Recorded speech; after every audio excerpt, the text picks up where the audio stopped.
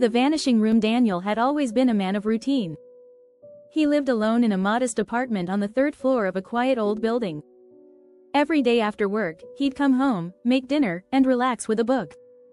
Life was uneventful, until one evening when he stumbled upon something strange. While cleaning up, Daniel knocked a small bookshelf by accident, causing a few books to fall to the floor.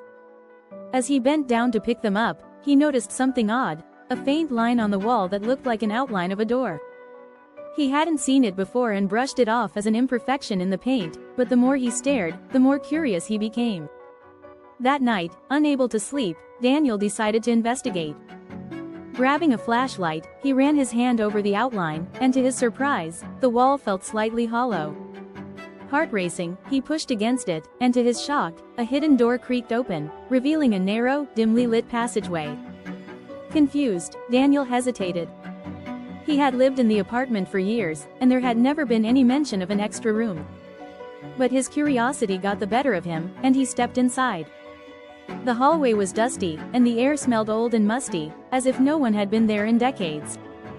At the end of the passage was another door. When Daniel opened it, he found himself in a room that looked untouched by time. The furniture was old but elegant, covered in a thin layer of dust. A grandfather clock stood in the corner, its hands frozen at 3:15.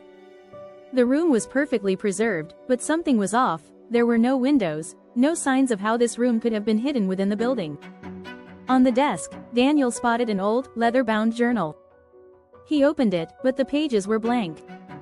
As he flipped through it, however, he felt a strange sense of unease, as if he were being watched. The shadows in the room seemed to shift, almost imperceptibly.